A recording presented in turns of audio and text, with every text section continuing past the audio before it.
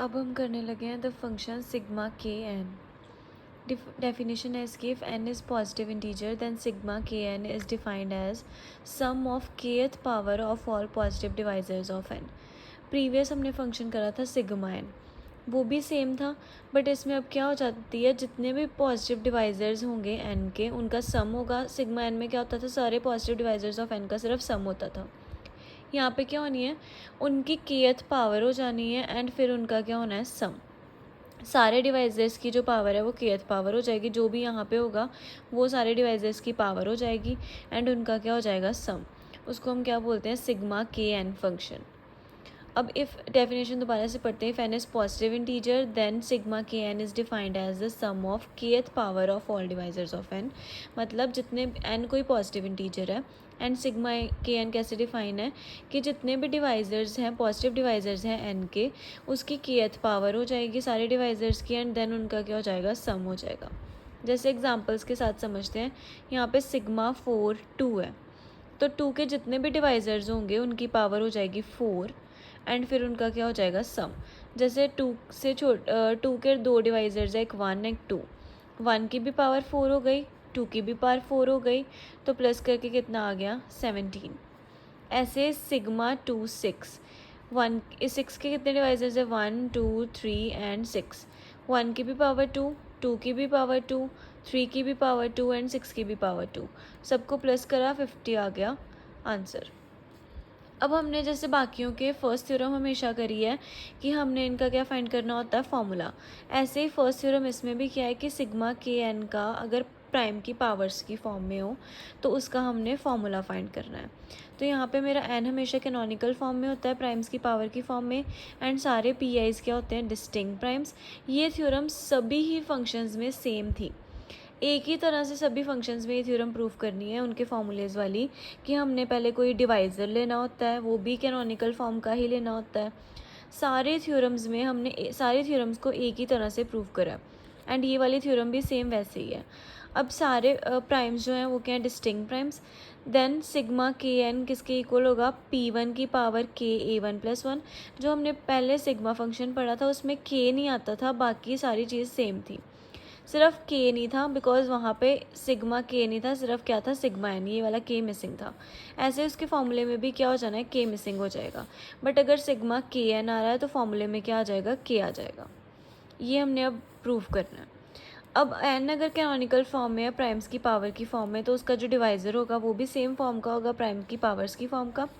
But जो divisor की powers होंगी वो जो एन की पावर्स हैं उससे छोटी होंगी, बिकॉज एन हमारा न्यूमरेटर में आना है एंड डी हमारे डिनोमिनेटर में आना है. प्राइम्स सेम है दोनों केसेस में, बट जो डी की प्राइम की पावर्स हैं डी में, वो क्या होंगी, एन की प्राइम की पावर्स से छोटी होंगी फॉर एवरी आई. अब यहाँ पे सिग्मा के एन लिया. अब ये फॉर्मूला क्या होता है, सिग्मा एन का समीशन डी/एन डी की पावर के. यहाँ पे डी की वैल्यू पुट कर देनी है एंड n/d की जो कंडीशन है, ये कंडीशन कौन सी है कि 0 < अल्फा a i. सारे थ्योरम्स में हम यही ऐसे ही स्टार्ट करते हैं. अब यहाँ पे जो मेरी डी की वैल्यू प्राइम्स की पावर की फॉर्म में वो वैल्यू पुट कर दी एंड बाहर डी की पावर क्या है, के. यहाँ पे भी क्या आ गया, के आ गया. अब अंदर सारी पावर्स के साथ के मल्टीप्लाई हो गया. अब हमने सभी कंडीशंस अलग अलग कर ली. जैसे अगर इसकी कंडीशन आएगी सबमिशन वाली, वो आएगी 0 < अल्फा 1 to a1, बिकॉज यहाँ पे P1 की बात हो रही है. 2 पे कंडीशन आएगी 0 < alpha 2 < a2. Up to so on PR की पार के अल्फा, इसकी कंडीशन आएगी सबमिशन 0 < अल्फा a r. इसमें हम इसको हमने वन इक्वेशन मान लेना है. हमेशा ये इस वाली जो थ्योरम है हम सेम ही करते हैं. अब हम क्या करते हैं कि हम फर्स्ट वाले की वैल्यू फाइंड कर लेते हैं, सिमिलरली बोल देते हैं कि नेक्स्ट की वैल्यूज़ ये आएंगी. अब फर्स्ट की वैल्यू फाइंड करी तो यहाँ पे मेरा जो अल्फ़ा 1 है वो कहाँ से कहाँ तक वेरी कर रहा है, अल्फ़ा 1 वेरी कर रहा है 0 से लेके A1 तक. तो 0 से लेके A1 तक वैल्यूज़ पुट कर दी. अब हमें पता है कि ये मेरे पास P1 की पावर 0 1 होती है, ये मेरे पास क्या बन रही है, GP बन रही है. तो सम ऑफ GP सीरीज़ क्या होता है, A R की पावर n-1, नीचे आ गया r-1. तो यहाँ से लेके यहाँ तक जो मेरे पास टोटल टर्म्स हैं वो हैं A1 टर्म्स एंड ये एक और टर्म आ रही है, तो टोटल टर्म्स कितनी हो गई, A1 + 1 टर्म्स. मतलब मेरी n की वैल्यू क्या है, A1 + 1. एंड जो मेरा आर आ रहा है, मतलब जो कॉमन रेशियो आ रही है वो क्या आ रही है, P1 की पावर K। तो आर की जगह पे क्या आ गया, P1 की पावर K। नीचे भी आर की जगह पे क्या आ गया, P1 की पावर K -1। ये मेरी वैल्यू आ गई P1 समीशन P1 की पावर K अल्फ़ा 1 के। सिमिलरली जब P2 की पावर K अल्फ़ा 2 आएगा तो वहाँ पे क्या आ जाएगा, A1 की जगह पे A2 आ जाएगा। Up to so on PR की पावर K अल्फ़ा आर आएगा तो A2 की जगह पर AR आ जाएगा। सभी की वैल्यूज़ फाइंड कर ली। ये सारी वैल्यूज़ हमने कहाँ पुट कर देनी है, इक्वेशन 1 में। सारी वैल्यूज़ पुट कर दी इक्वेशन 1 में। ये क्या आ गया हमारा रिक्वायर्ड रिजल्ट। नेक्स्ट थ्योरम, ये भी सभी में सेम थी थ्योरम। हमने क्या प्रूफ करना है, सिग्मा KN को मल्टीप्लिकेटिव फंक्शन प्रूफ करना है। जो भी फंक्शन हम पढ़ रहे होते हैं उसमें सेकंड थ्योरम हमेशा होती है कि उस फंक्शन को हमने मल्टीप्लिकेटिव फंक्शन प्रूफ करना है। मल्टीप्लिकेटिव फंक्शन का मतलब दो A एंड B को प्राइम पॉजिटिव इंटीजर्स लिए, को प्राइम पॉजिटिव इंटीजर्स का मतलब इन दोनों की GCD होगी 1। टू प्रूफ करना है मल्टीप्लिकेटिव फंक्शन का मतलब क्या होता है, अगर दो इंटीजर्स का प्रोडक्ट आ रहा है मेरे फंक्शन के अंदर तो मैं उनको सेपरेट करके लिख सकती हूँ। अब यहाँ पे मैंने फर्स्ट केस लिया कि A और B दोनों 1 है। अगर A और B दोनों 1 है तो दोनों का प्रोडक्ट भी 1 होगा। अब पहले मैंने लेफ्ट हैंड साइड ली।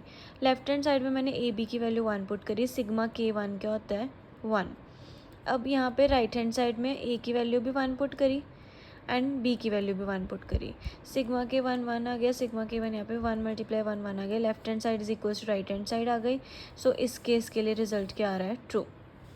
अब सेकंड केस में मैंने A1 लिया and B not equals to 1 लिया। अब दोनों को जब मल्टीप्लाई करूँगी A की जगह पे 1 आ जाएगा एंड B की जगह पर B ही आएगा, बिकॉज B जो है वो नॉट इक्वल्स टू 1 है। तो 1 × B B आ गया। अब मैंने फिर से लेफ्ट हैंड साइड ली, जो मैंने प्रूफ करना है। AB किसके इक्वल आ रहा है, B के। AB की जगह पे आ गया B। तो ये ऐसे ही रहेगा बिकॉज आगे तो ये सॉल्व हो नहीं सकता। फिर हमने ली right hand side. Right hand side में मैंने A की वैल्यू मेरी 1 है, A की जगह पे 1 पुट कर दिया। सिग्मा K1 1 आ गया एंड सिग्मा K भी एज इट इज़ रह गया। फिर से left hand side right hand side equal आ गई। सो इस केस के लिए भी मेरा रिजल्ट क्या आ रहा है, ट्रू। अब नेक्स्ट केस में क्या लूँगी, A not equals to 1 and B is equals to 1। Similarly वो भी क्या आ जाएगा, सेम आ जाएगा। Similarly A not equals to 1 and B is equals to 1 के लिए भी रिजल्ट ट्रू आ जाएगा। अब जब दोनों ही नॉट इक्वल्स टू 1 है तो दोनों B 1 से बड़े होंगे।